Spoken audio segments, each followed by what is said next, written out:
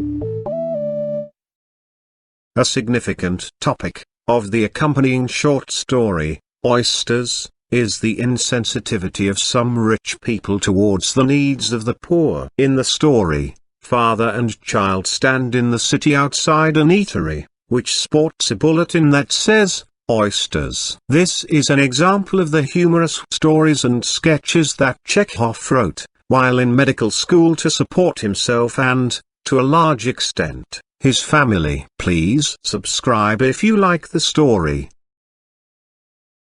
Oysters.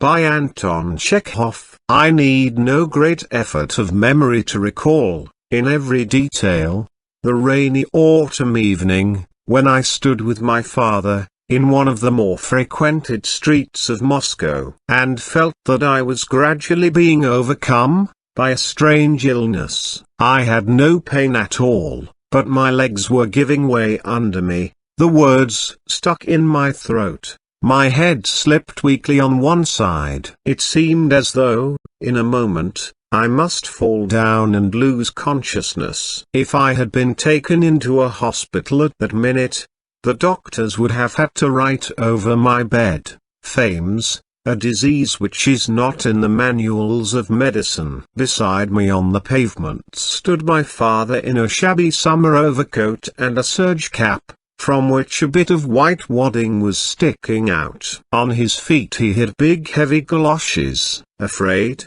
vain man, that people would see that his feet were bare under his galoshes. He had drawn the tops of some old boots up round the calves of his legs. This poor, foolish, queer creature, my father, whom I loved the more warmly, the more ragged and dirty his smart summer overcoat became, had come to Moscow, 5 months before, to look for a job as copying clerk. For those 5 months he had been trudging about Moscow looking for work, and it was only on that day that he had brought himself to go into the street to beg for alms. Before us was a big house of 3 stories, adorned with a blue signboard with the word restaurant on it. My head was drooping feebly backwards and on one side, and I could not help looking upwards at the lighted windows of the restaurant. Human figures were flitting about at the windows. I could see the right side of the orchestrion,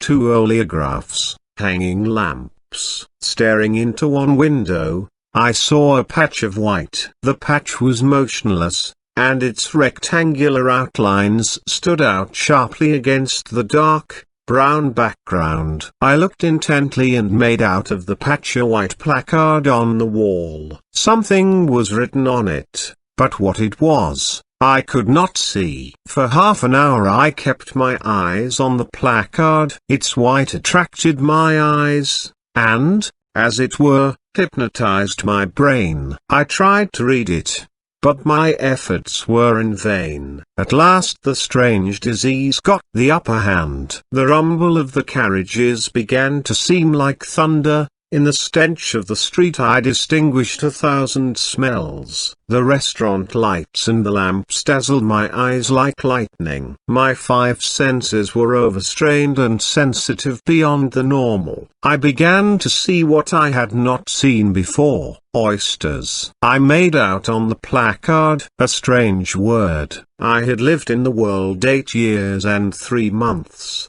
but had never come across that word. What did it mean?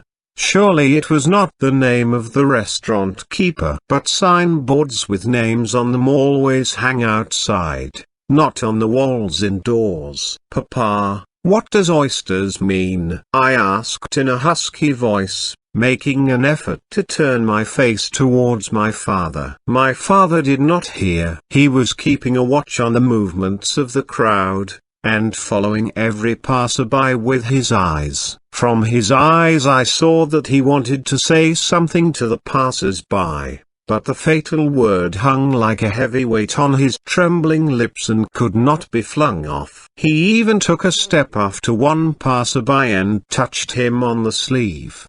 But when he turned round, he said, "I beg your pardon," was overcome with confusion, and staggered back. Papa, "What does oysters mean?" I repeated. "It is an animal that lives in the sea." I instantly pictured to myself this unknown marine animal. I thought it must be something midway between a fish and a crab, as it was from the sea they made of it. Of course, a very nice hot fish soup with savory pepper and laurel leaves, or broth with vinegar and fricassee of fish and cabbage, or crayfish sauce, or served it cold with horseradish. I vividly imagined it being brought from the market, quickly cleaned, quickly put in the pot, quickly, for everyone was hungry. Awfully, from the kitchen rose the smell of hot fish and crayfish soup. I felt that this smell was tickling my palate and nostrils, that it was gradually taking possession of my whole body. The restaurant, my father, the white placard, my sleeves were all smelling of it, smelling so strongly that I began to chew. I moved my jaws and swallowed as though I really had a piece of this marine animal in my mouth. My legs gave way from the blissful sensation I was feeling, and I clutched at my father's arm to keep myself from falling, and leant against his wet summer overcoat. My father was trembling and shivering. He was cold. "Papa, are oysters a Lenten dish?" I asked. "They are eaten alive," said my father. "They are in shells like tortoises, but in two halves."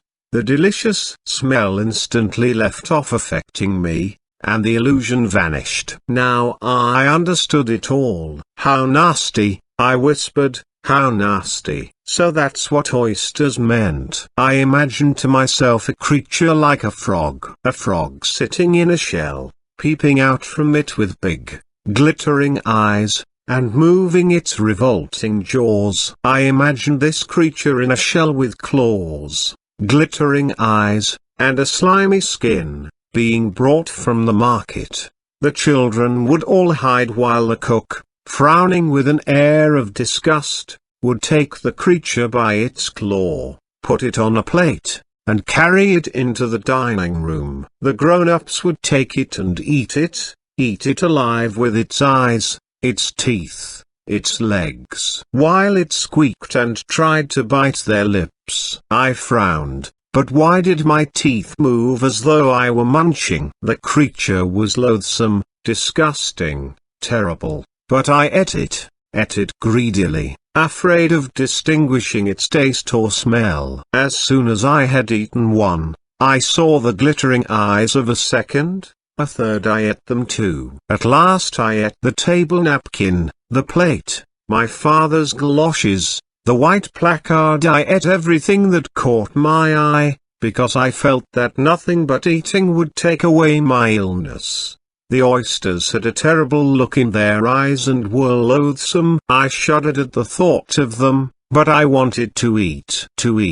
Oysters. "Give me some oysters," was the cry that broke from me, and I stretched out my hand. "Help us, gentlemen," I heard at that moment my father say, in a hollow and shaking voice. "I am ashamed to ask, but, my God, I can bear no more." "Oysters!" I cried, pulling my father by the skirts of his coat. "Do you mean to say you eat oysters? A little chap like you?" I heard laughter close to me. Two gentlemen in top hats were standing before us, looking into my face and laughing.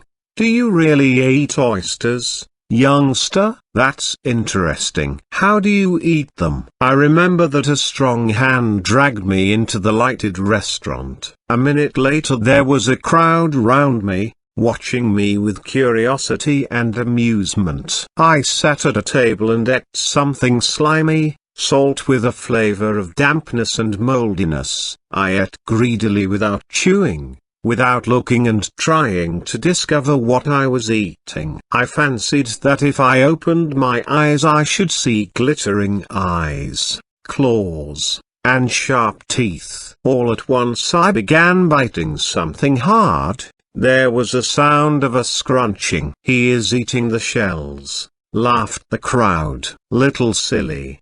Do you suppose you can eat that? After that I remember a terrible thirst. I was lying in my bed, and could not sleep for heartburn and the strange taste in my parched mouth. My father was walking up and down, gesticulating with his hands. I believe I have caught cold, he was muttering. I've a feeling in my head as though someone were sitting on it. Perhaps it is because I have not eaten anything today. I really am a queer, stupid creature. I saw those gentlemen pay 10 rubles for the oysters. Why didn't I go up to them and ask them to lend me something? They would have given something. Towards morning, I fell asleep and dreamt of a frog sitting in a shell, moving its eyes. At midday I was awakened by thirst, and looked for my father. He was still walking up and down and gesticulating.